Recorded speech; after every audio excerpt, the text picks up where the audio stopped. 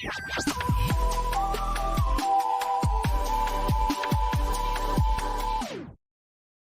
legend, wait for it, and I hope you're not lactose intolerant because the second half of that word is dairy.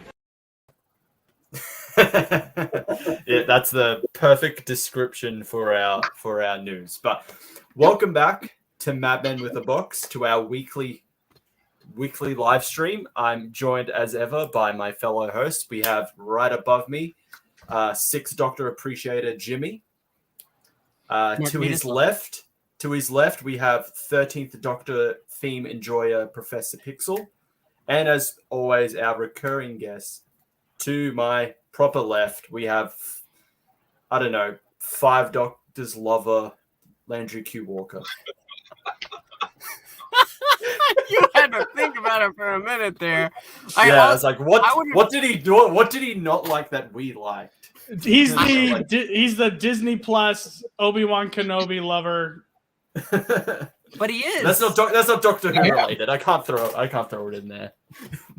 I would have just said always a guest, never a host.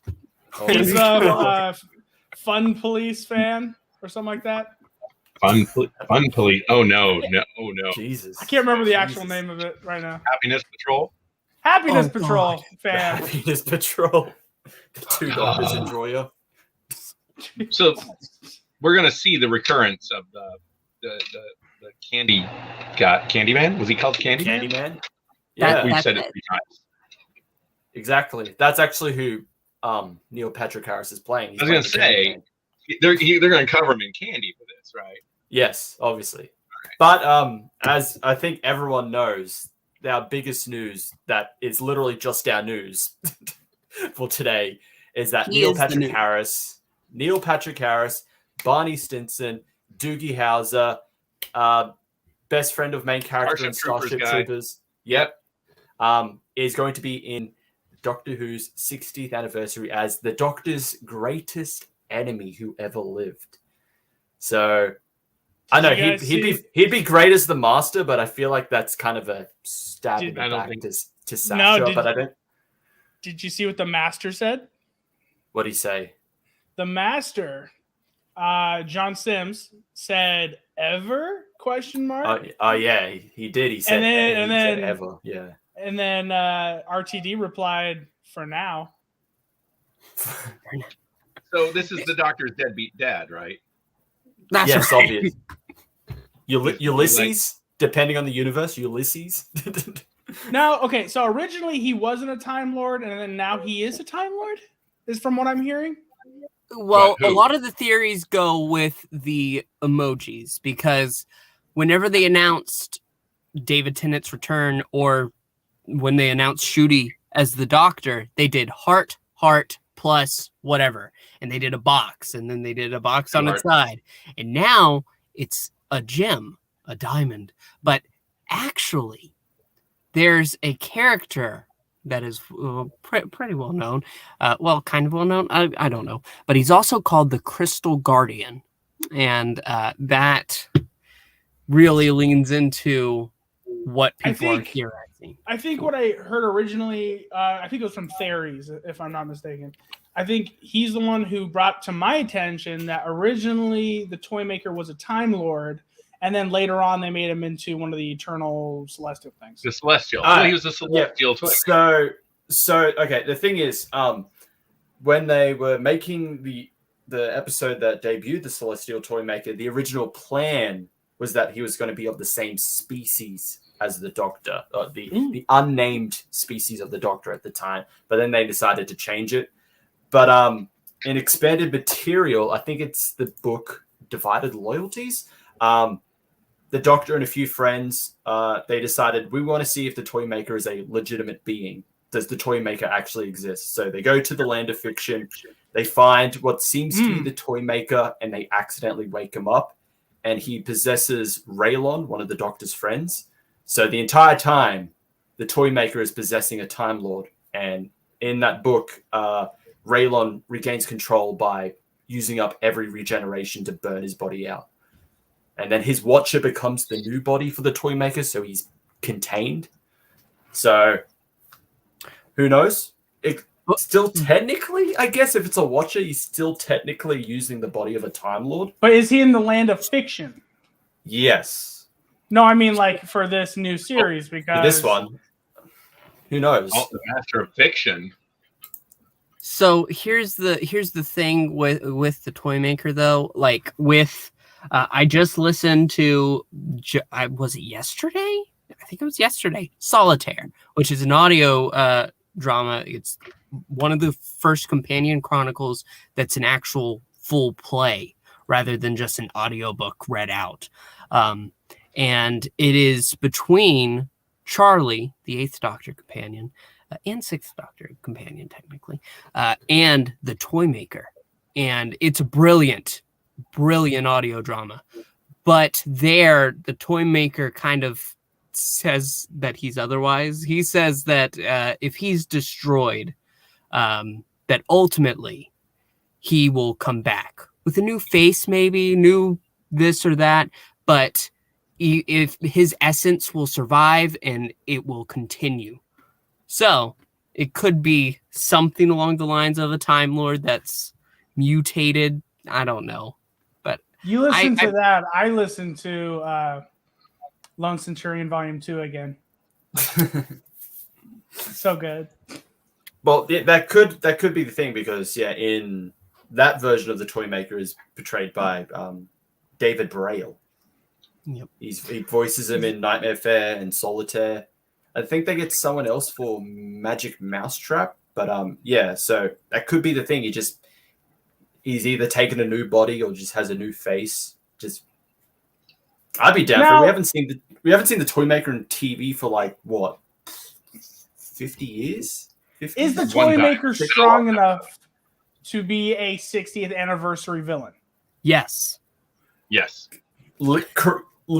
Created the land of fiction, manipulate reality. Yes. Let me try to think about my phrasing.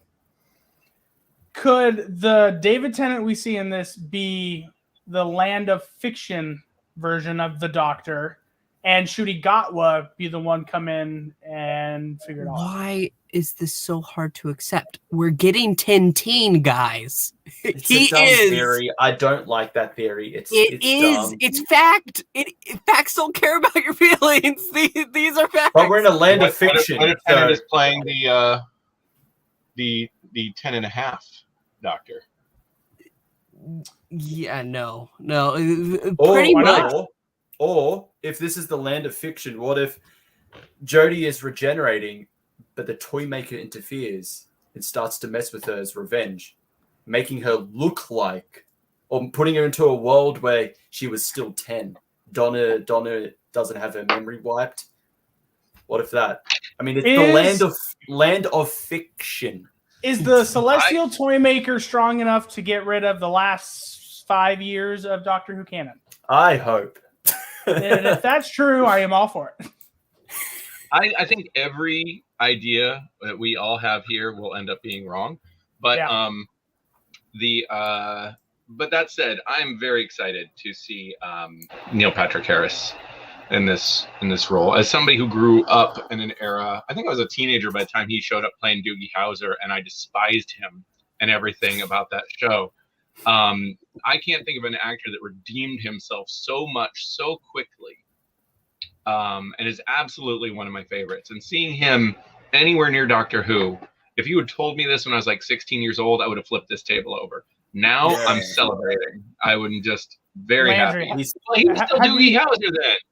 Have you seen It's a Sin? No. All right, you're doing yourself a disservice not seeing that. But Probably. No, dude, it's written by RTD, show run by him, everything. It's a beautiful show. But Neil Patrick Harris is in it, and he has a British accent. And let me tell you right now, one of my favorite characters in that show. He played such an emotional key to one of the main characters. Great. I'm dead serious when I say I'm sold on him. I think he's great. I think that, and I don't even like the How I Met Your Mother show that much. I agree. But I think he's a phenomenal performer, and from what I can tell, he seems like a great person.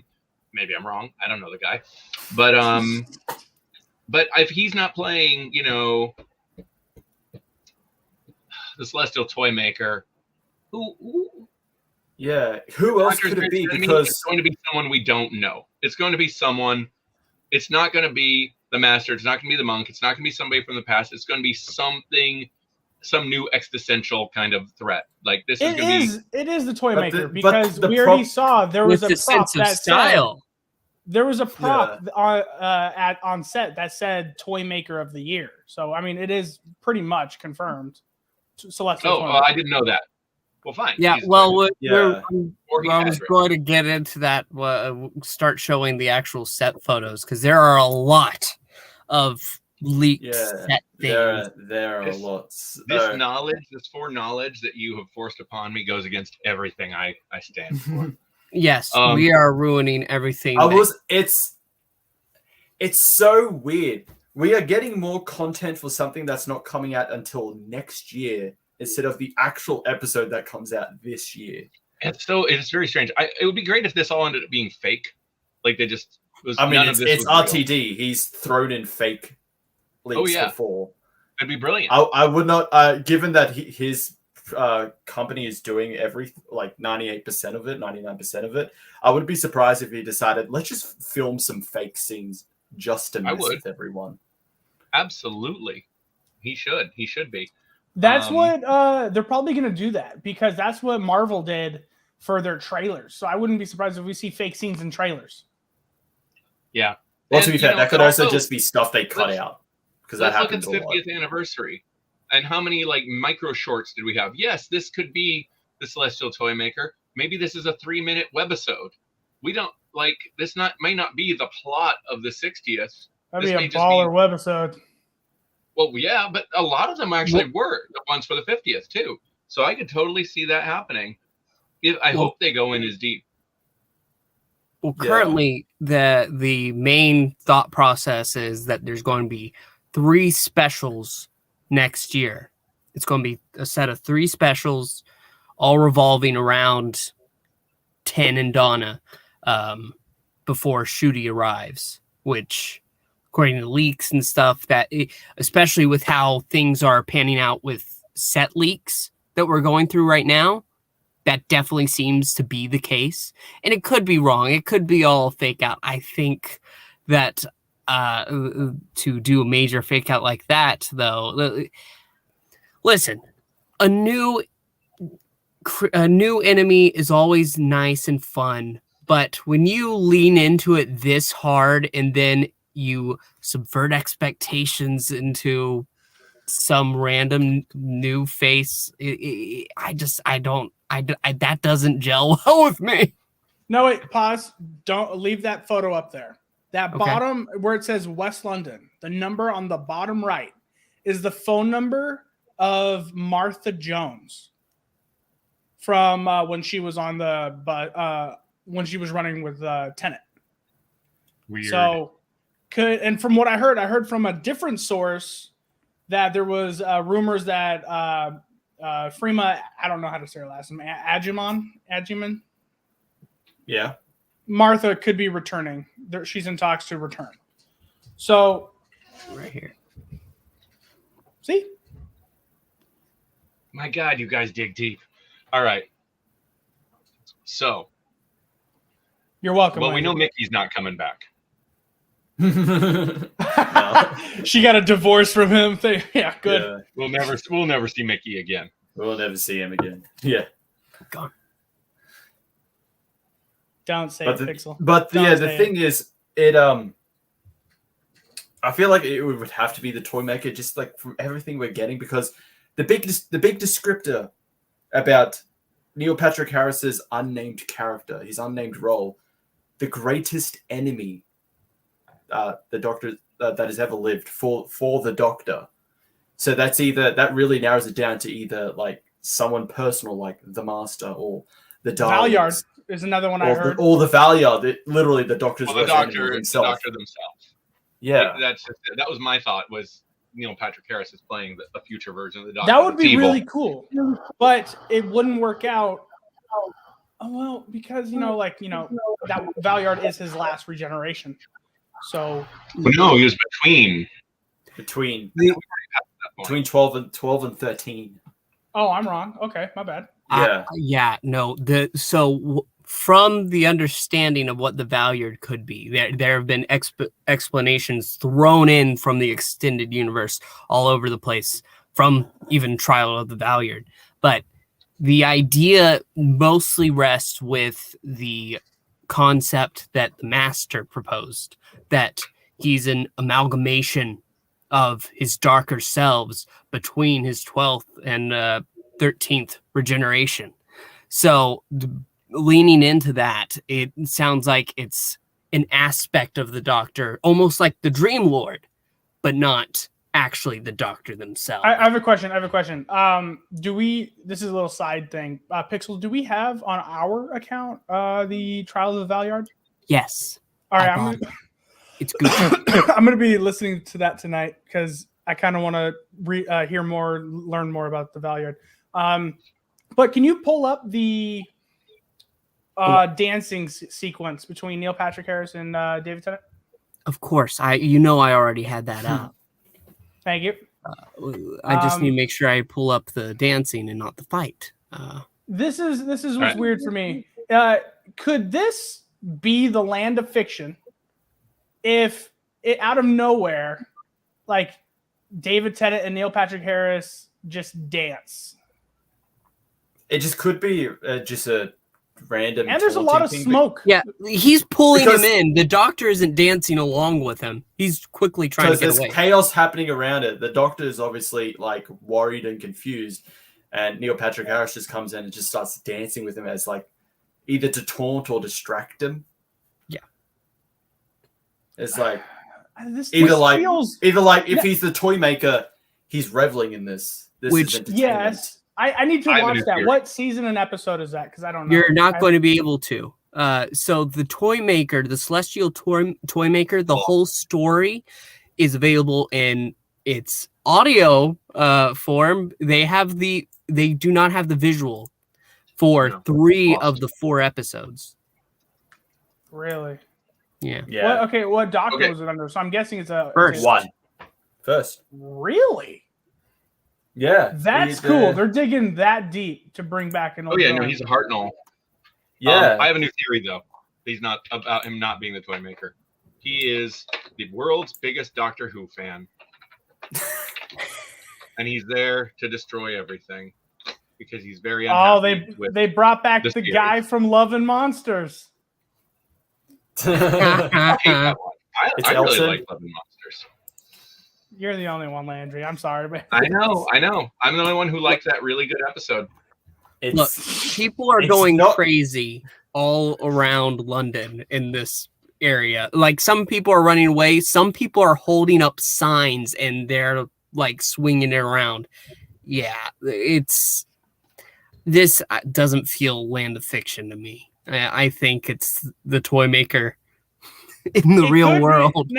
Now, in the second Doctor with the Master of Games,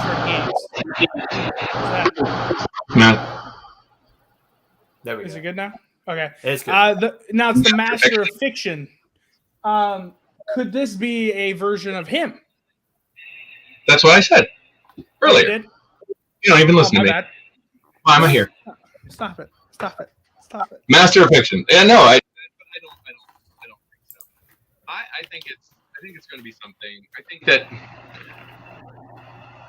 I think pulling the Celestial Toy Maker out of the ether and saying the Doctor's greatest enemy, it's going to end up being something more personal than that. It's going to end up being something that's got a little more pseudo commentary to it, or anything. There's going to be something deeper to it.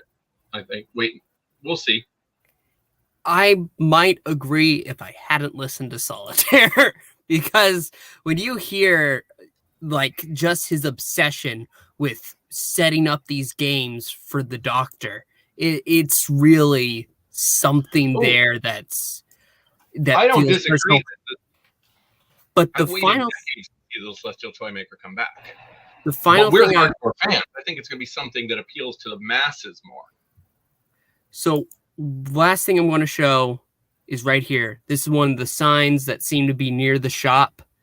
And while there's the circus theme, the story of the Celestial Toy Maker actually starts out with toys and clowns, and one of those clowns from the pictures that they have looks just like this. So could there be Just- another being along with him? Or do you think that's just another form of him? I'm just saying I think there's going to be something more to it than just the Celestial Toymaker. I'm not saying it's not the Celestial Toymaker. I just think that's a deep cut for the fans, which can be really interesting for people like us. But they're also trying to appeal to the mass audience, and I think they'll do something that has a little more, something that your average viewer will resonate more with them. Something more of a personal note to it. I mean, yeah, I guess, but I don't know any other being other than the Master that you could pull that out, because the Valyard, I would argue, is almost just as unknown. I mean, I don't mean a pre-existing character. I mean more like saying it's the Doctor's father or brother-in-law or whatever the hell. Something that the average viewer is going to connect to more than just here's a villain from the 1960s. Like, well, I mean, that's what they did with the Daleks. That's what they did with the Cybermen. They just brought them back. They said, here they are. So, as Sean points out, the Celestial Toymaker, the story, one of the things at that time is that, yes, and I'm not sure it's the first Doctor who says it. I thought it was the Toymaker, but no, it's one of the like fake characters in there. They're like saying a nursery rhyme and it contains. But that word is it the Inny Mini Miny Mo catch a? Yeah, I think so. Yeah. Okay, because that's what my grandmother said to me growing up, and I didn't know what it meant until I was about 12. So I think that was a thing they said just growing up. So that's a time period thing, which did not age well at all. No, it's not okay then either, but it's not okay now. I mean, that's the thing. They yeah. It's weird. It's just weird. Not okay. No, and that's why I know it's not okay. It's just like it's so weird thinking about like the show I love. That like is just so like inclusive and stuff. Even going back to the 60s would do that. Oh, it's an incredibly liberal show made by very inclusive people at a time. It was by a very diverse cast that was still a product of its time, but we can still look and go, what the hell were you doing? They still should have known better. Yes, they should have. And, with that time, there's no excusing it, but that's why whenever it's been redone in an audiobook format, they cut that out. They don't put that in there because that's not okay. Good. But that being said, that doesn't reflect on the Toymaker itself, which does have some problematic history based on his design, because people compare that to because his garb is reminiscent of what? Here's a question though. They're going back in the well to the very, very bottom of the well to get the Celestial Toymaker and bring him back. RTD now we know isn't afraid of that. Who else do you think he could go back in the well to get out, to dig up and give it a new light? He's grabbed Beep the Meep. He can't go any deeper. I mean, wait, is he doing something with Beep the Meep? Beep the Meep is. Oh my God, he doesn't know. I'm sorry. Beep the Meep. I know who Beep the Meep is. He seems to be. I read those comics when they were new. He was on set. There's Beep the Meep in the first special. It seems. Apparently, yeah. It looks like it, yeah. Beep the Meep is like basically Marvel's Pip the Troll. Whenever you see him, you're just like, okay. Oh no, I'll tell you, reading that comic, and I like to point out, it was drawn by Dave Gibbons of Watchmen fame when it first came out, as I recall. Beep the Meep's original appearance. And it was so brilliantly done. I mean, that comic, bearing in mind when it was made and what most comics were like at the time, so that context, it was so well done. I don't believe you. just because of who Beep the Meep is. But seriously, that flipping, that kind of like, he's a cute creature, murderous monster. That wasn't something you saw. I'm not saying that's a bad pull.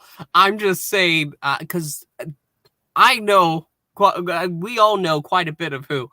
I didn't know Beep the Meep. that was my thing.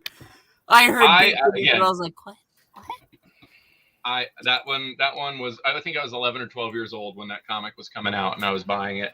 And I thought, man, this is freaking brilliant. It was a fantastic issue. Now, who would you like to see though? Who would you like to see come back that RTD could dig up? Okay, if there's anybody I would trust with this, and I don't think that this is who we said it was, I would love eventually for the Valyard to come into the new show some way. Somehow just bring it up. And if we're getting 3 specials with the 10th Doctor or Tintin, whatever he is, because this is already, it looks like a different episode from what he was taping before. So if there are multiple specials with him, then if we're going big, we might as well go real big. You know what? I'd be okay with the Valyard coming back. And I just thought of an insult to say to you, Pixel, because it just came to my mind. But it was the Valyard is the Doctor, right? Kind of. Essentially, yeah. So even the Doctor doesn't like the 6th Doctor. Shut up. I want you to shush. Be quiet. Done. Donezo. But I'd like to see some. I would like to see them bring back old companions, but like just get like a younger actor to play them. Like I would love to see like Jamie come back and see how he would like handle the newer age Doctors. Susan, Romana. Yes, that's my. Yeah. So if we already have an actress. We already have an actress for Susan from from An Adventure. And but the cool thing is, Susan, you could use Susan, and it could be any actress because she's a Time Lord. Mm-hmm.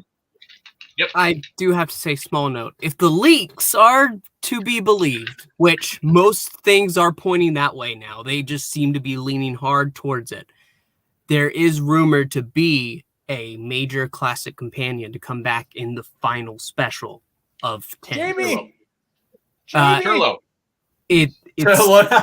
I'm thinking Susan. Drops a rock on the Doctor. That's how he. Finally, that's it. Neil Patrick Harris is the Black Guardian. Turlo is finally going to fulfill his mission. Boom, with a rock. 13 times, get every regeneration. Oh my god. That'd be great. I just want to see Jamie again. Jamie, I think, is the best companion of Classic Who. He really was just great. And I normally prefer like the female companions because they bring a new light to like new point of view each time. But Jamie, I don't know, there's just something about him that I just love. And also to have a companion that's not set in present time. Have a companion who's Scottish from way back when. I don't even remember where he's from, like 1600s? Jamie's great. So there's a final bit of news that we have to discuss. It appears that the director for these specials, Rachel Talalay, I believe that's how you say it. Yep. She has COVID. Yes. She is a queen. Our queen cannot get COVID. But while she has COVID, she has said that she is, directing remotely. That's how you know she's a you queen. Can see right here, she has an iPad and headphones. She is directing from home. How amazing is she? Guys, literally, can we just have an appreciation post for her? Oh my god, these fucking bots. I know. I'm blocking them. So There was one other. Okay, do you have more bits of news? Because I saw one bit of news. I actually saw a bit of news I wanted to talk about. That's it. This is all I have left. Grant Morrison, you didn't see that bit of him talking about how he wanted to run Doctor Who? Have you read his Doctor Who comic? Have you read his Doctor Who comic? No, he wants to run the show after RTD leaves and how he had all these ideas. Yeah, you and I probably have very opposite responses to this one. Yeah, there could be some good ideas, but this is Grant Morrison. This is probably it's just going to be like he's just going to be on drugs again, and it's going to be super weird. I love, dude. No, real quick. Okay. I've read his Doctor Who comic. I think it's 3 issues, 2 issues, something like that. I can't remember exactly. It was a while ago. It is so weird. Yeah, that's what he does. But I promise, it's Grant Morrison. Yeah, he does everything weird. But it's so Doctor Who. Like, I think he truly understands Doctor Who. And I don't like a lot of Doctor Who comics. I like Jodie Hauser, and I like Grant Morrison's Doctor Who. That's pretty much. The guy who writes the High Republic. I'm forgetting his name. Charles Soule. No, not Charles Soule. He writes the High Republic comic. Kevin Scott. Thank you. I like him. These are the only ones I like, and there's a lot. So, the first time I met Grant Morrison, I was like 22 years old, and they were having a party for him in San Francisco, which me and Eric and our friend Dylan crashed so we could get the free food, and all the retailers were holding for him. And he showed up in this cat in a hat and this total rave outfit. He was just, so, he was living the life that he preaches. And some of his comics I really enjoy. High concept, brilliant high concept. But a lot of them I find like, after a point you go, you're being weird for the sake of being weird. Whereas, But at the same time, like, Doctor Who needs high concept. Stephen Moffat even said every episode of Doctor Who could be in its own sci-fi movie. Oh, absolutely. Absolutely. But you need to be able to bring it home in the end. You don't think...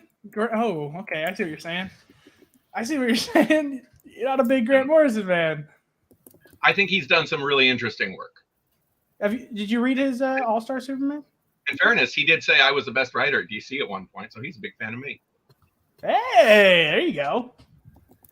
I told you guys, we get celebrities on this show. Yeah. So, when it comes to the thought of that, I'm not sure. I'm not convinced. If you were going to get somebody, why wouldn't you try for like Neil Gaiman? Oh, that guy can write like a fucking demon. Yeah, he is my favorite author. But I think he's a mixed bag because we got to see one of the greatest episodes of Doctor Who ever with the Doctor's wife. And then we got to see a really, really, really, really bad episode with the Crimson Horror. Here's where Grant Morrison lost me. He says, one of my stories involved meeting the Doctor as a child, which then happened in a very different way in the episode.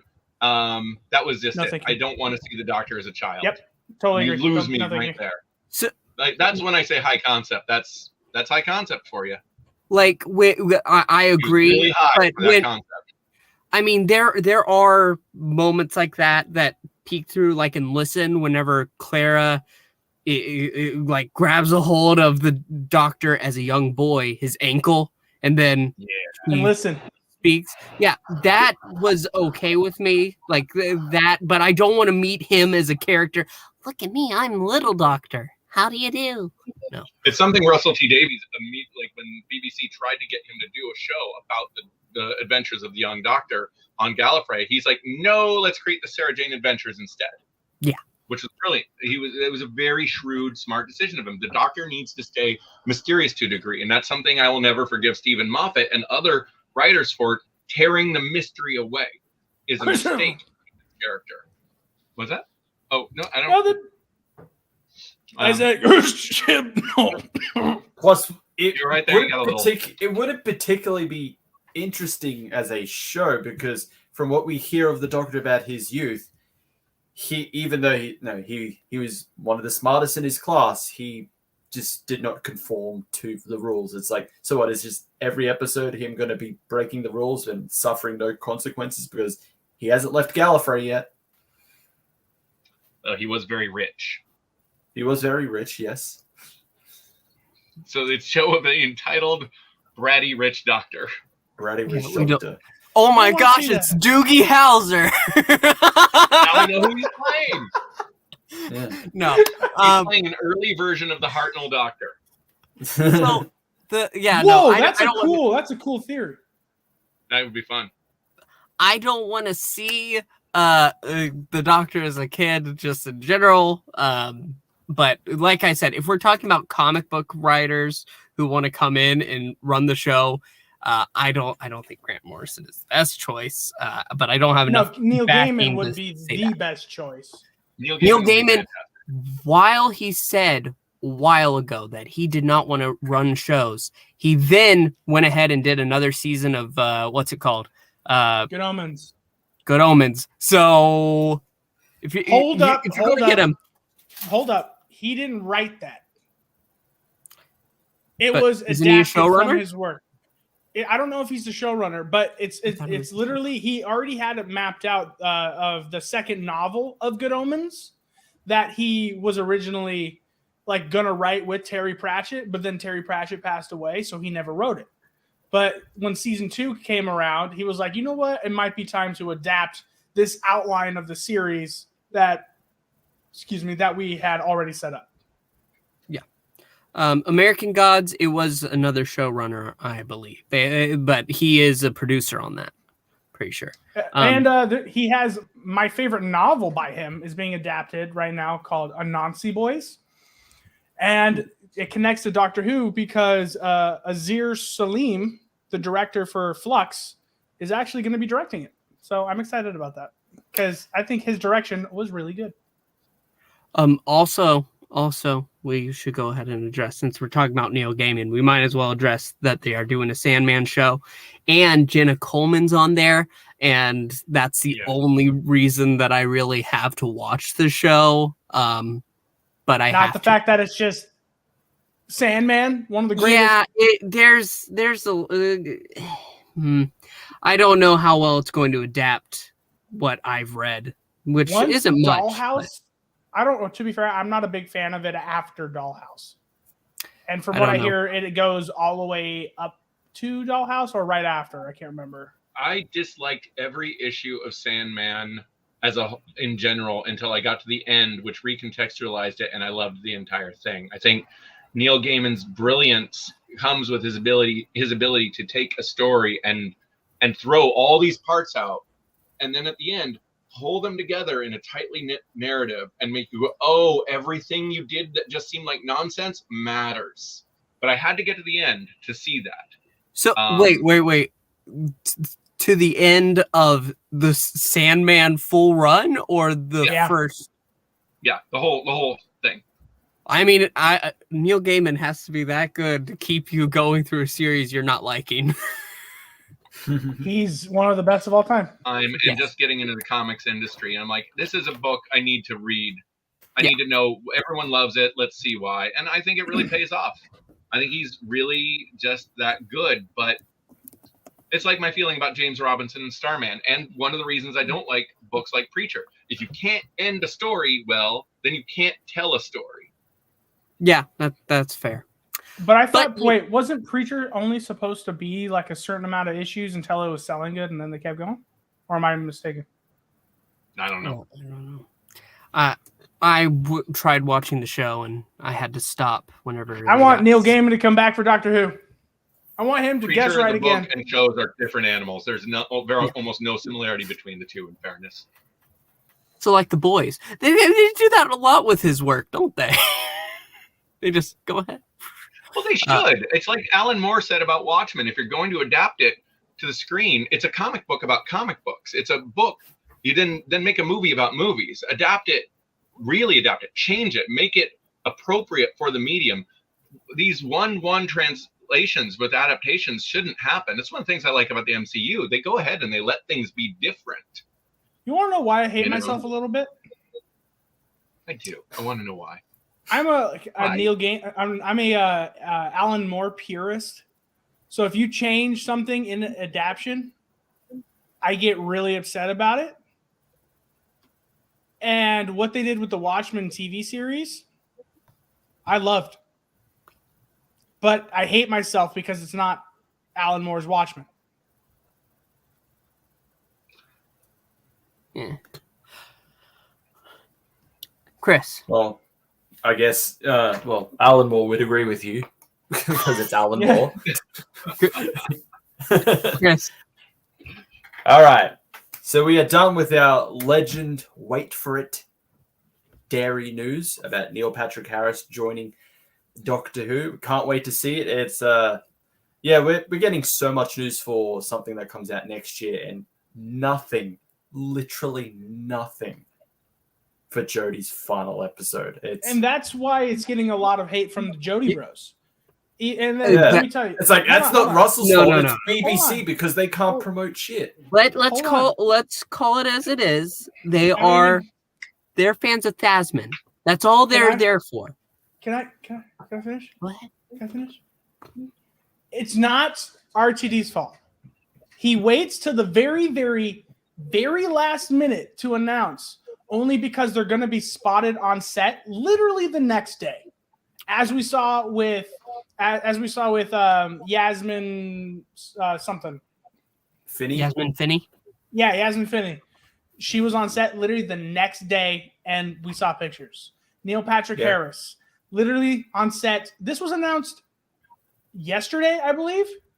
Yeah, and they announced it that like real quick.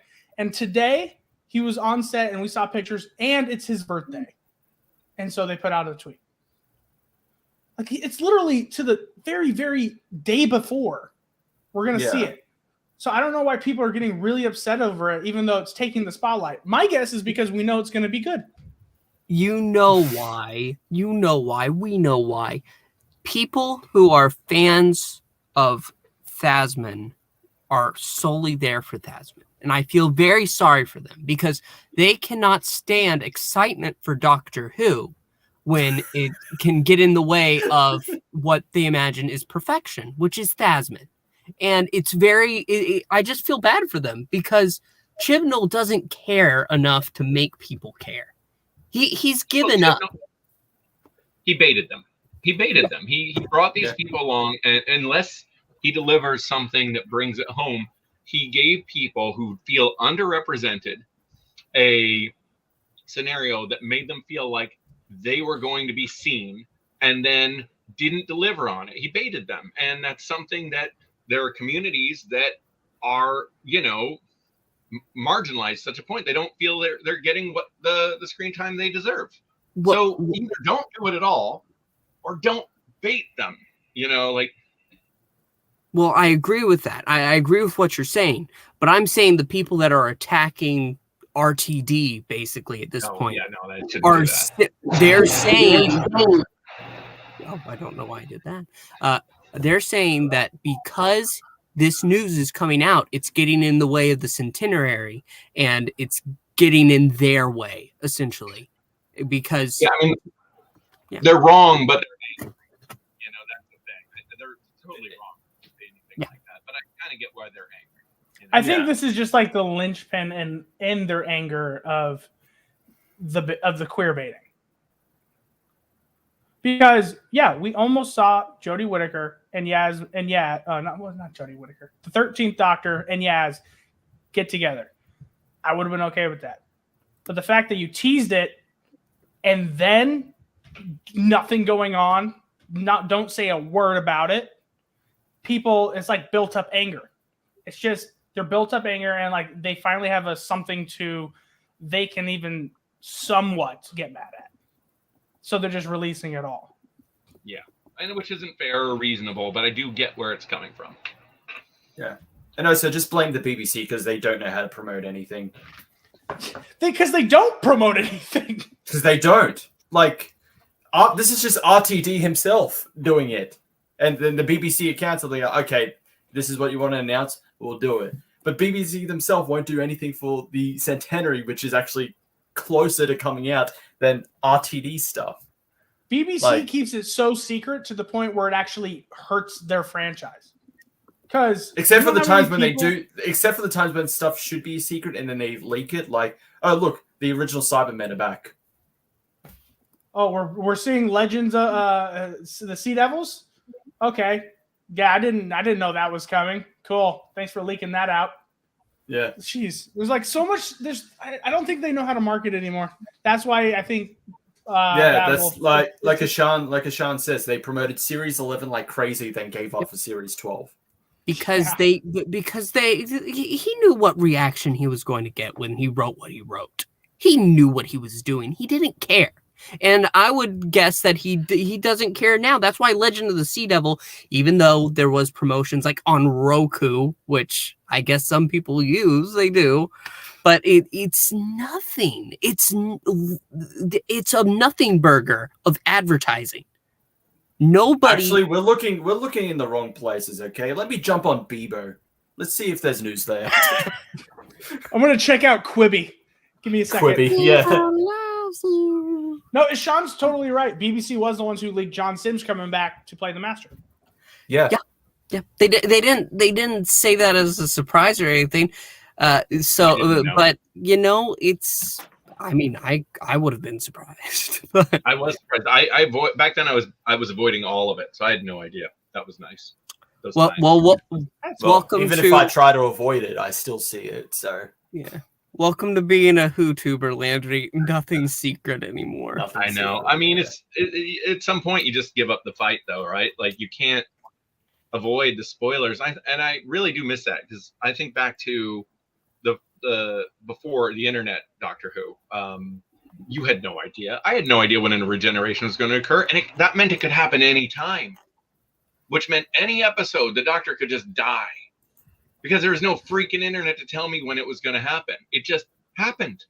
Probably, except I know they did for announcements and stuff, but you'd never see that. You only had 13 freaking channels. So the only time you could basically say that the Doctor's not going to die is the episode right after he regenerates. That would be the best time to kill the Doctor, then, just to get you. I do want to go ahead and say. Ishan is reminding me of that finale. One of the best things was John Sims' master being in disguise and convincing Bill that he was her friend and leading her to her ultimate transformation. I was out of Doctor Who. I didn't watch Peter Capaldi's run at all until 2 years ago, and I watched a bit of season 1 when it came out, but I never really got to watch it. So 2 years ago, I got to watch all of 12 and then all of Jodie Whittaker's. But when John Sims' Master came back, I was surprised as well because it was already past that point. I had no idea. So yeah, it was a really nice surprise for me too. Yeah. Well, speaking of the Master, though. Yeah, speaking of regenerations, the Doctor and the Master, onto our... No, you said it wrong. Did I? Yeah, speaking of regenerations, the Doctor and who? The Doctor and who? No, the Doctor and who? Yes. Yes, fine, yes. Speaking of those things, I'm not going to say them just to spite Jimmy. Come on. What Master? You're the only one who can say it right. The Master. There you go. Yeah, the Master. Don't worry, guys. He's dressed for the occasion. It's so good. It's so good. He's the best. Chris is the best. Anyway, we are on to our main topic of the Doctor Who movie. Which one? It's easy. It's just called Doctor Who. The official canon Doctor Who movie. Our debut of Paul McGann as the 8th Doctor.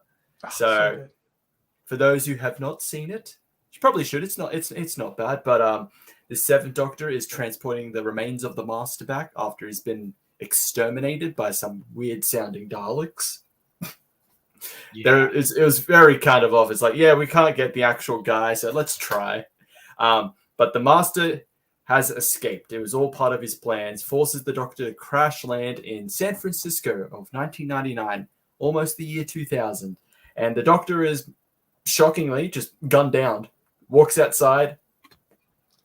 It's so 1990s grunge action. Yes. I've said this before on this channel. First thing Americans do when they get Doctor Who is shoot him in an alleyway. Yes, so in San Francisco. In San Francisco. In the 90s. I think it would have been two on the nose if it was Detroit. It would have. That would have been better, though. Oh no! But yes, the Seventh Doctor is dying, and through a failed operation led by Grace Holloway, he's pronounced dead. But obviously, is that the first companion that murders the Doctor?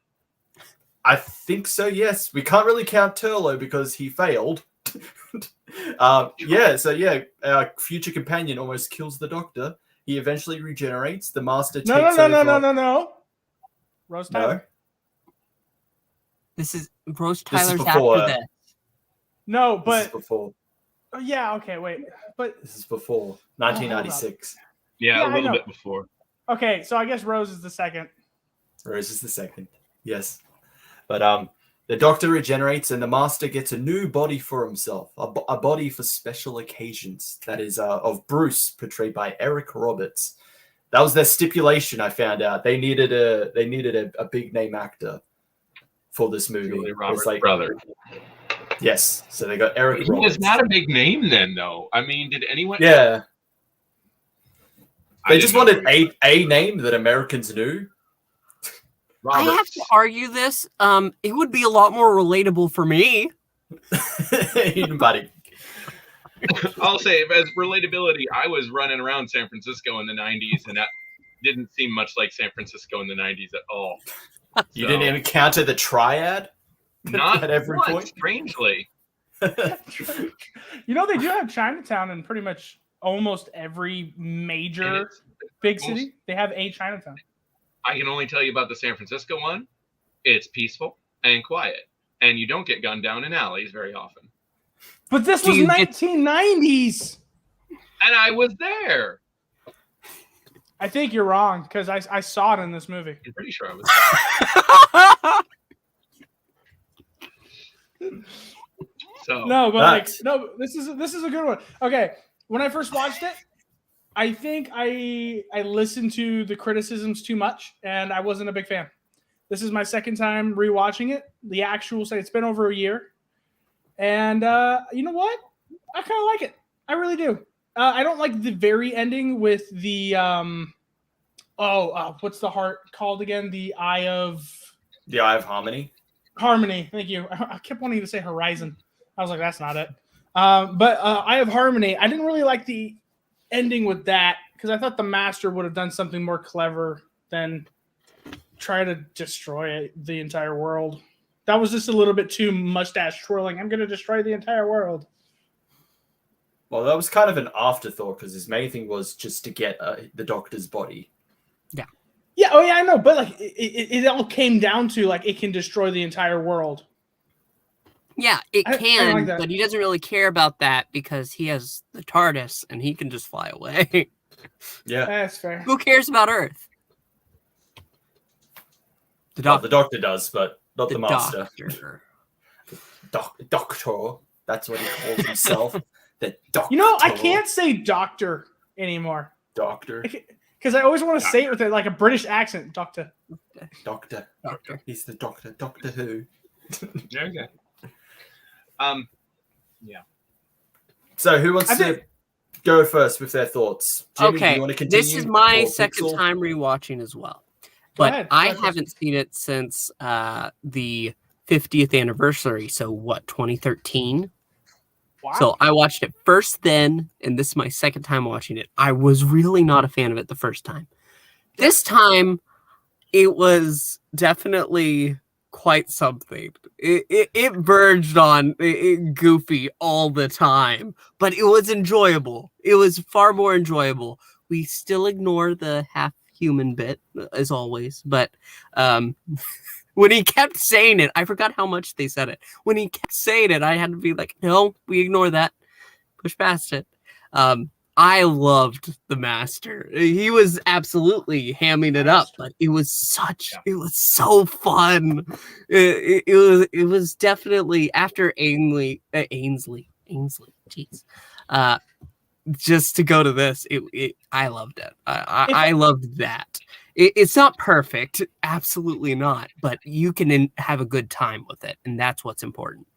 If I'm not mistaken, this is not the first time we see the Master's first, like he can shapeshift. This is not the first time we've seen. Well, this is the second time. This is the second time he can possess people. Right. Okay. The first time was he possessed Tremus. Yeah, because then the Jeffrey Beavers Decade Master possessed Tremus to come. Okay, but this is the first time we've seen him turn into like a snake thing, right? Yes. Yes. Which has had various different origins to like, oh, he just spliced alien DNA in himself to prepare for this moment. Or no, it's a native life form of Skaro that he. That's the one I knew. Yeah. That he had possessed the native life form of Skaro, and yeah, he ingested it so that he could become it when he dies. Yeah, it was. They are squid things. Execution. Yeah. And then he used his Time Lordiness to possess somebody's body again. And I gotta say that my favorite scene in this. Actually, full disclosure, I tried to rewatch it and I completely failed. So I'm here as a total charlatan, just a lie. Just you probably cut my feed right now. My apologies to everyone who believed in me. You shouldn't have. Was it for a reason, or you just didn't like it? No, actually, I really enjoy it. I saw it when it was new. A shout out to my mom in case she's watching, whose birthday's coming up. She recorded it for me because I didn't have a TV or cable. I had a TV, but I didn't have any cable then, and I heard it was coming back. She recorded it for me on VHS, and I enjoyed it at the time. I was pretty into it. And I've watched it a few times since. But when I went to go watch it, I didn't realize it wasn't. If it's on BritBox or anything, I couldn't find it. It's not. It's nowhere. I couldn't find it anywhere, Yes, and then yes, I it didn't is. have time. No. I literally watched it this morning on BritBox. I couldn't find Not it. in No, America. no, hold up. Streaming services have different shows in different countries. That's probably why. Yeah. It could be why. Yeah. So I found and at that time, it was just a couple hours before we were about to start, and I was like, I don't have time to. Isn't it on Amazon Prime for a couple bucks? Nope. I couldn't find it anywhere. But I have seen it several times, and my favorite scene is where the Master first wakes up, and he's standing there at the window in his possessed body, and the woman, his wife, comes up to him. What does he say? My name is not. Honey. Yeah, she says, honey, come back to bed. He's like, my name is not Honey. What should I call you? I'm the Master. I mean, the Master had never been that frightening before, like that. Not maybe close to the first decomposed Master. What's his name? Who played the Deadly Assassin? Peter Praves or Pratt? Yeah. Pratt. It was I Pratt. wanted to feel like it was threatening, but I couldn't get over the way that she was just holding on to his back. Okay, Master. Well, that's the whole point. She thinks it's Yeah, I know. supposed to be like Yeah. playful, Kinky. like sexy. I'm your master. Where are the porn bots now? It's so My other American. comment- Every scene with Eric Roberts, I thought he was fantastic. Although I saw the comment that they needed a big name, an American actor, and somebody said here, I don't remember him being a big name then, and I don't think he was. His sister was. Julia Roberts was huge, but Eric Roberts was pretty No, I B-list at the time See, in '99. I remember watching a lot of movies back then where he was, not a lot, but a few movies that he was in from in the 90s. Give me a minute. Yeah. I'm IMDbing it. He's He was searching in right several now. things, but I IMDb'd him too, and there's a lot of things, but none of it is like consequential that I'm at a glance. I certainly didn't know who he was at the time. He was has just some so guy much from shit. that. Yeah, Like, but they're all there's so much stuff in post-production with him. It's crazy. Oh, I know. He's tons of stuff. Well, he's a big name now. And he's a fantastic actor, and I think he did a really great job, and I really want to see him come back as and reprise the role. And that says a lot to me right there. What's that? Which Chris can tell you that his audio series is quite good. His Big Finish stuff is amazing. I'm not surprised. Like in Masterful, when multiple different masters meet each other, and he meets the Jeffrey Bibas ones, like the young master is asking like, "What happened to you? What happened to me?" And then he's like, "I did." Like he ran out of lies, but refused to give up till I came along. He's like, "You're a flirtation. I'm a body for special occasions." He played the bad guy. Shoes I couldn't get rid of. he played the bad guy in The Specialist. Well, what's her name? The who plays Jane Foster? What's her name again? When she was little, when she was a kid. Natalie Portman. Yeah, now The Specialist is Natalie Portman's. Yeah, when she was a kid, he was the bad guy in that. And that was a big movie. Yeah. What year was that? Specialist. 95. Give me a second. 94. So 2 years before. I saw it. I don't even remember him from it. What was I going to say? But so I didn't actually catch up on it. I did not update myself on it, and but I do like the movie. That's what I guess. You are right, though, Landry. I'm looking, and I don't think these movies before The Specialist were like anything big. He wasn't that big of a name. Admittedly, I was pretty unplugged. Like I said, it's not like I had cable or had the money to go see a movie at the time. So the only one I can think of is Runaway Train, but I don't think that's the movie I'm thinking of. I was shocked when I saw him in the Dark Knight movie. Like, holy. Yeah, he plays Maroni. Yeah, that was great. Seeing that Doctor Who connection for me. I was enjoying that. That's only like, what, 7 years or 8 years after he played the Master? It came out 2008, so that was 8 years. Yeah, 9 years, yeah. But what's his name from SNL showing up was weird. Oh, yeah. Not SNL, from Mad TV. Oh, yeah, him. I don't know his name, but yeah, I know. He plays the morgue doctor that was guy. Weird. Yeah. I just guessed that he was just a. He's a bigger name than Eric Roberts. Okay, hold on. I know exactly who you're talking about because I looked him up the other day. Will something. Yeah. Will. Give me a second. I'm looking because I know exactly who it is, and he wasn't just on Mad TV. He was on. Where is it at? Welcome to our new channel where we just look at IMDb for half an hour. IMDb everything for you. Listen, this is so interesting. I'm sorry. Will Sasso. That's it. He wasn't just on that though. On Mad TV, he was in something else. I can't remember. I'm looking. Wait, I don't think he's on IMDb. Well, I'm looking at this comment. What if Doctor Who turned up in Crime Alley to where young Bruce lost his parents? What's he gonna do? Hello, young boy. Come along. He can't change time. It's a fixed point in time. He's got to, and if he inadvertently stops the murder of the Waynes, he then has to murder the Waynes. And now Batman hates Time Lords. That's how Chris Chibnall writes things because he'll have the Doctor sit on the bus. Oh, jeez.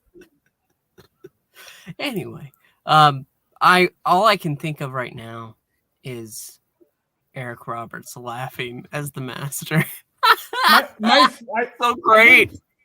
My favorite part of this movie has to be the scene right after the Doctor takes the newly regenerated Doctor.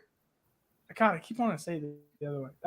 Back to her house, and he's like trying to explain everything.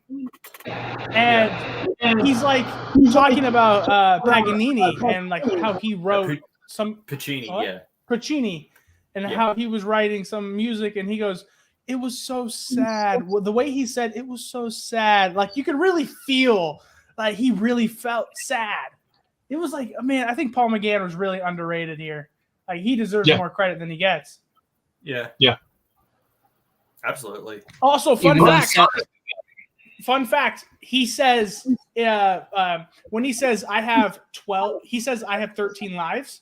He actually said I have 12, and if you look closely, you can see where they dubbed over it, and where he dubbed his voice saying 13. So they dubbed so when they recorded, they said, "Oh, I have 12 lives," and then they figured out later you said it wrong, so they had to dub him saying, "Oh, I have 13 lives," and it's a funny thing. Didn't notice that. Only 12 generations, though. Yeah. Well, original. This is the one that Chris tells me that Seven calls pretty much the wuss. So he's a much more what's the term? Compassionate doctor, I suppose you could say. He was until the end. The end, that's kind of like where you can really tell he grew a pair. But also another thing with this is the first time in a while where something sticks out as a big canon mistake. He says his mom and dad, he has like he has a human parent. I can't remember which one. So he's half human. On his mother's side. Yeah. It's such a weird plot point that didn't really need to be there. It's just they did it so they could connect to the audience better, and it was still a bad I guess, but it was such a bad idea that like later on with like in the comics, like the Eighth Doctor's like, yeah, I just made that up. We have a history. Also, RTD with the Metacrisis Doctor, when he says, "Oh, there's been nothing like me before. I'm half human."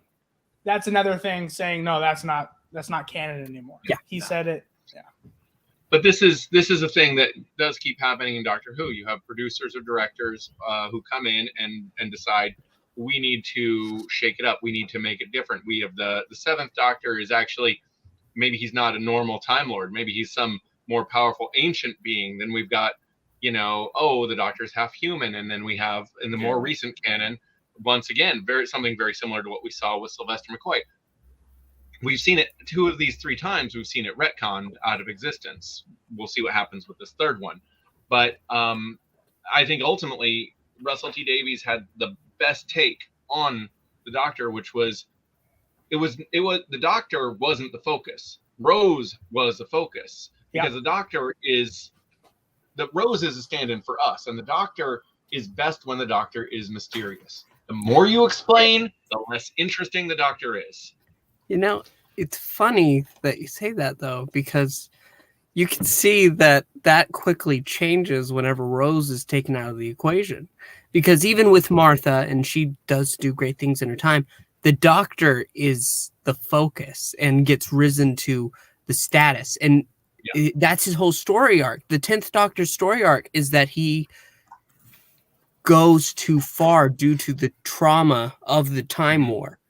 You're right. And you're right. But he had to build a central character. I mean, that was built over 3 to 4 seasons, 3.5 seasons. You count the movies, the specials as a season. I usually do. And it was really slowly developed,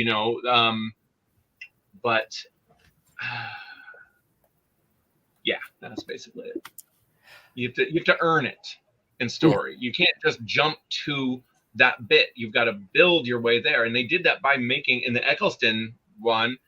He's really just a mysterious stranger. We don't know much about him. So by the time the Master shows up at the end of season 3, and Tennant's reaction to the Master showing up, the John Sim Master or Derek Jacobi, is so powerful because we're like, another Time Lord. Even if for those of us who knew all about the Master and all that, it was still so powerful. It took 2 full episodes after the revival of New Who for them to say something even remotely personal about the Doctor, which was, "I'm the last of my kind." He says at the end of the world. He says, "I'm the last of my kind. My world's gone. I'm basically all there is left." And that was the first time, even in the first full episode, she asked, "Who are you?" He explains who he is by saying something that makes no sense other than, "You know how we were talking about the world spinning? I can feel it." Like, he just went into that speech, but that didn't explain who he was. It just kind of explains how he is a little bit, but it doesn't reveal anything. And then the very end of the next one, then they reveal finally something new about, okay, well, this is the first time we've seen Doctor Who series since 1989, besides the movie. And where are the Time Lords? Where's Gallifrey? Where's all this stuff we haven't seen in forever? They finally reveal, oh, well, there's actually no Time Lords anymore. It's so brilliant. He reveals it so slow. And it took from that episode up until Utopia to find out, oh, there's one more. One more. Master. But which one? Master. Yeah. That was so good. And that was also a nice little build up for End of Time, that, like, even though he there's a little bit of him that would be happy that there's someone else other than him alive, he's always wary about which Time Lord it is. Yeah. Because when Martha mentions the Chameleon Arch, and Jack's like, "Oh, that's good. Like, there's another Time Lord in existence." The Doctor's like, "Yeah, but which one?" Yeah. What did he say? The Time Lord changed us. Like, if it might not be a good thing that there's another Time Lord out there. And taking and directing David Tennant to break out of that, he just laughs everything off. Everything is just a little bit smug until that moment, and he's actually afraid, which him taking it seriously made us take it seriously, because he didn't take things seriously up until that point. Not like that. So the weight of that translates to us. It tells us what we need to feel, and it told it so well. And like, I totally agree, but I feel like, don't get me wrong, David Tennant is my favorite actor for Doctor Who. But I think the more powerful performance we got was actually from Christopher Eccleston in season 1.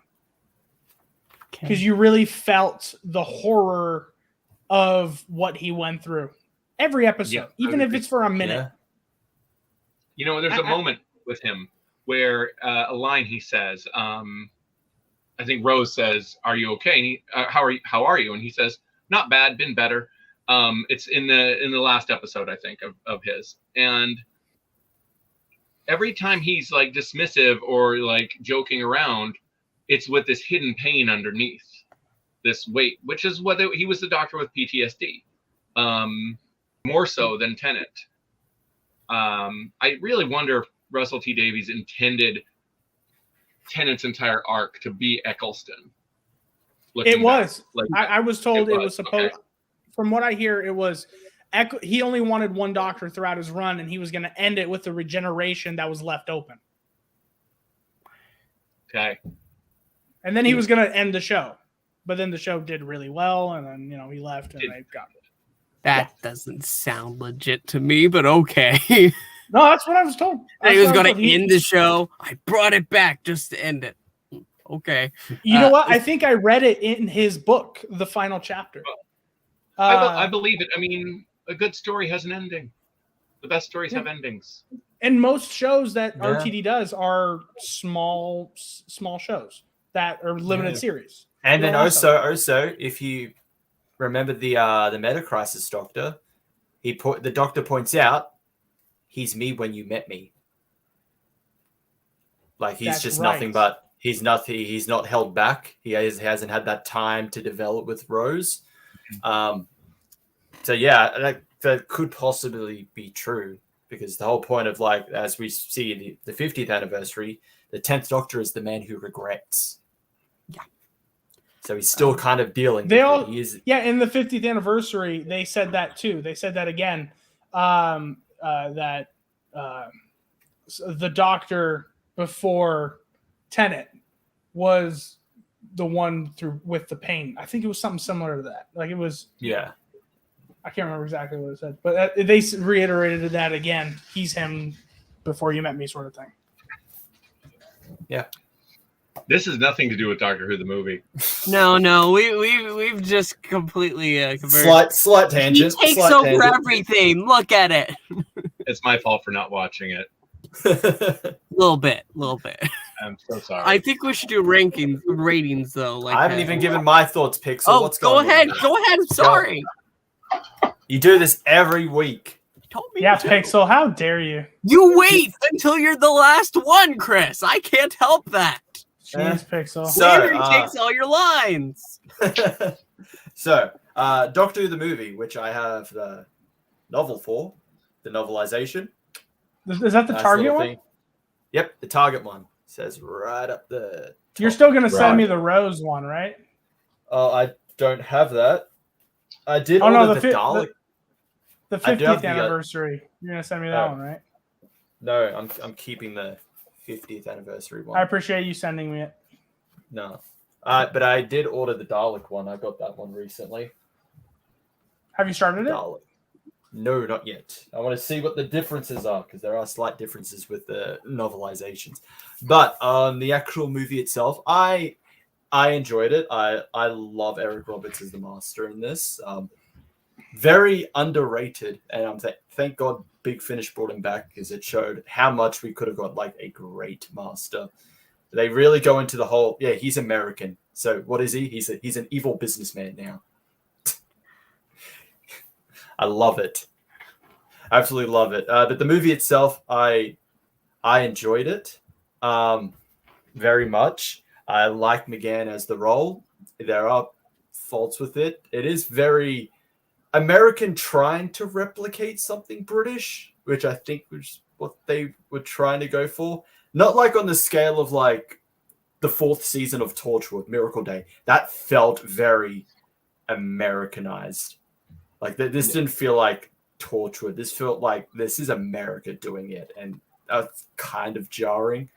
But TV movie, I liked it. It was a bit, I don't know. I'm wondering what would have happened if we got the new show out of this, because that was their intention. They wanted a new series. This was the pilot for it. So How many views did it get? How many people watched it? I don't know. I don't think it was as. I don't think it was as. It didn't. I don't think it. Not 5. Views. Let me. Because I'm thinking, I want to know the difference between good ratings then versus good ratings now. So they only have the UK rating. So the UK ratings is 9.8 million. 9.08 million. Wow, and that got canceled after that? It wasn't as good back then. I feel like the problem of it, like, okay, here, let's see. Yeah, movie received disappointing US ratings, 5.6 million. And that was the main thing. It was That was the main thing. 5.6 million? They were, yeah. That's disappointing back then? Yeah. How many I think views the problem was their problem was trying to market it to the American audience, because the thing is, not like nowadays, it just wasn't as big. Look, Now, in see, 1999, Yeah, that would put you at under. There's 107 shows higher ranking than you on the Nielsen rating at that point. Holy yeah. crap. So The internet it was wasn't the same. it was an attempt. I mean, they went for it, but it just did not land, because it just Americans back then, they just weren't as big fans or even knew who Doctor Who was. No, people knew, but it was mocked. Everyone hated it.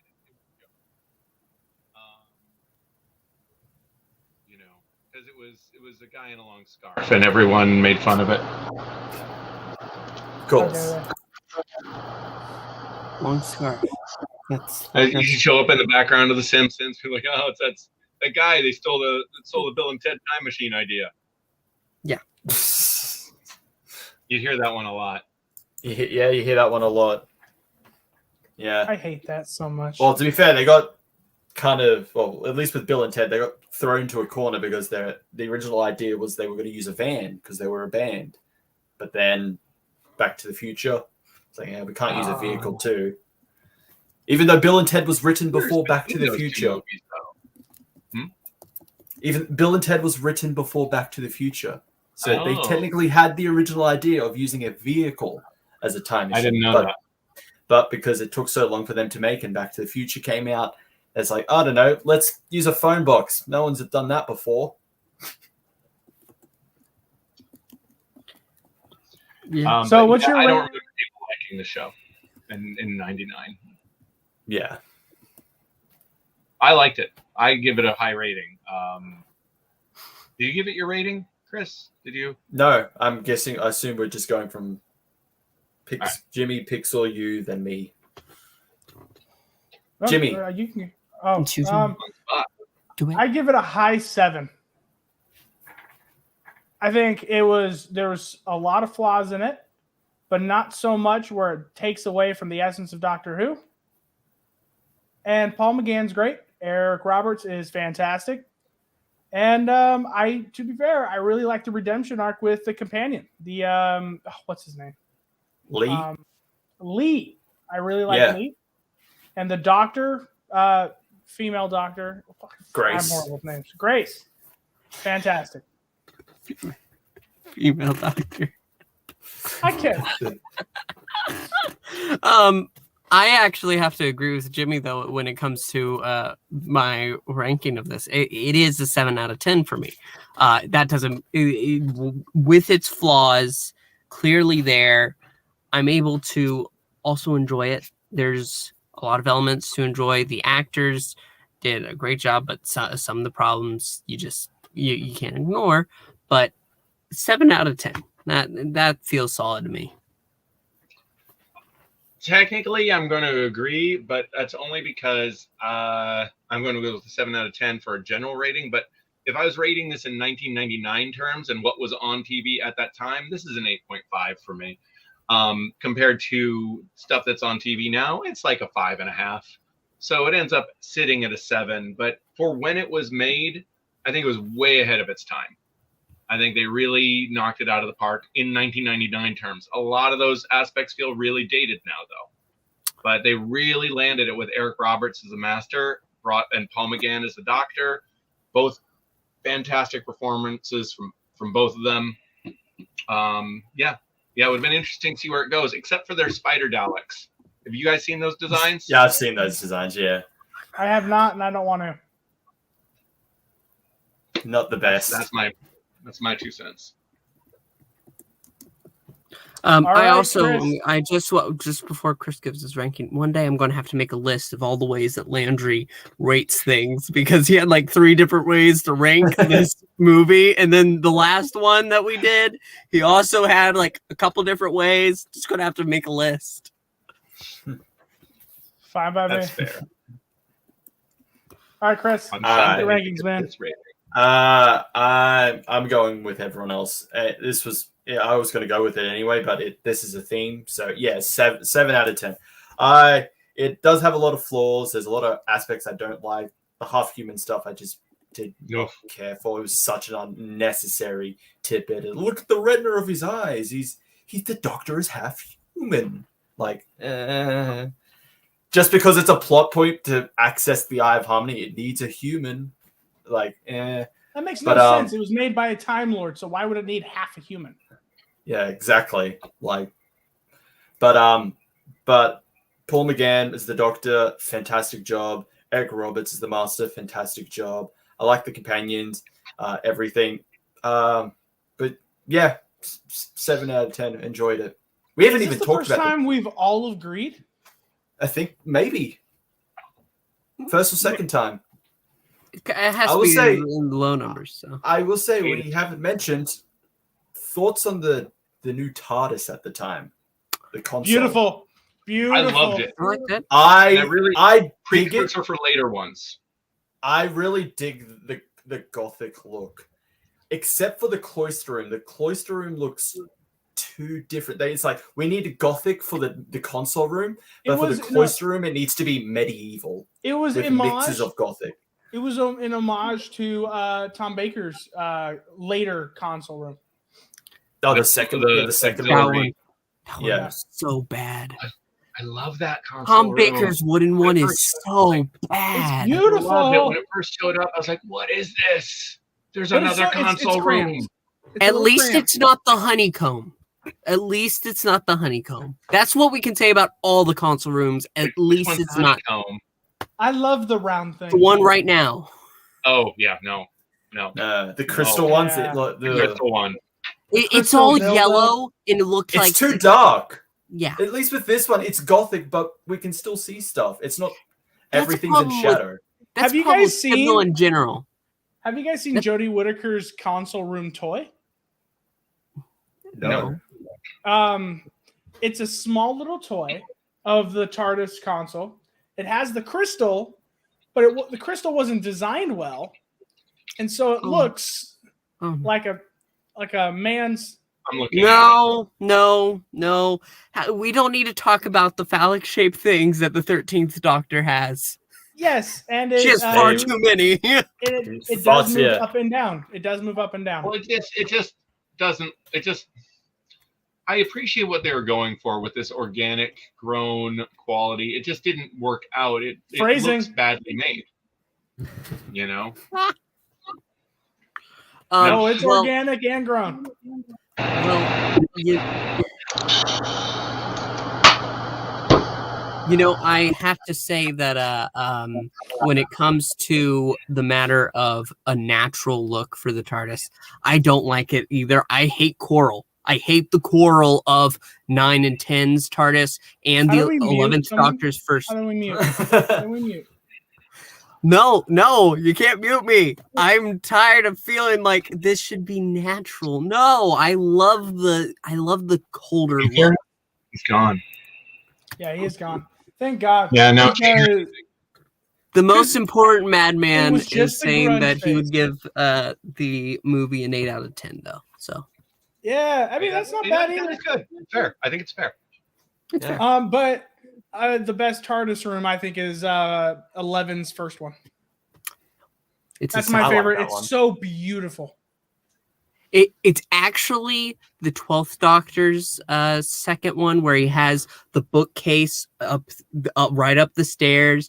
Then you can go below. That's the best one. I love that one. I do. I absolutely love that one. I was glad. I enjoyed the coral, but I was glad to move away from it. And the toy-like quality of the 11th Doctor's, I was good with moving away from that too. I enjoyed it. Chill. Chill. Okay. I liked Andrew? it. I said I liked No, that's what we're doing now because we have this sleek metallic design mixed like with that. elements that feel like he's made it his home. And that's Yeah. what makes a good TARDIS interior. when they bring the first Doctor, not Hartnell, but the first Doctor's TARDIS in the when we see it in the 12th. Twice upon a I time. love the classic. I love the classic. So good. It is good. It looks like a lab because he's a Yeah. doctor. Yeah. Yeah, but to me, like the best classic one, I really do like the 8th one. It really does feel like really good, like something Seven would I like probably make himself. But I got to give it to Tom Baker. I think Tom Baker just, even if it might have slightly not have looked the same with both of his sets for the TARDIS interior, he figured out a way to use it to make it feel like a home. If that makes sense. Well, I think that He just- that really owned his performance. He Yeah. worked the space very well. yes, and I loved it. Loved it. We got off topic again. That's what makes for a good podcast. Yes, it does. Chris, All do right, wanna you think that's it, want to guys? bring us home? I think Yeah, that no, we all gave our that sevens. is it. Yep. Four lots of sevens. My complicated for- 7. Even though 7 dies in the film, we give it all sevens. I like how Sylvester McCoy's stipulation, one of his stipulations really in the long film one. was like, I'm not wearing that coat again. I'm not wearing my original outfit. Like, can you bring the hat though? Okay, I'll bring the hat, but give me something else. I'm older. I need to look more mature. It's like, okay, I don't want the bloody question marks. Yes, so Sean, it was a really long one today. I appreciate you sticking around. Sahilan, thank you for joining. Maranya, thank you for joining. Appreciate you, everyone. And Yes. I'm going to close it out. Otherwise, we're going to get on another tangent again. We will Yes. see you All right. next week. See ya. Goodbye. Alonzi! Geronimo.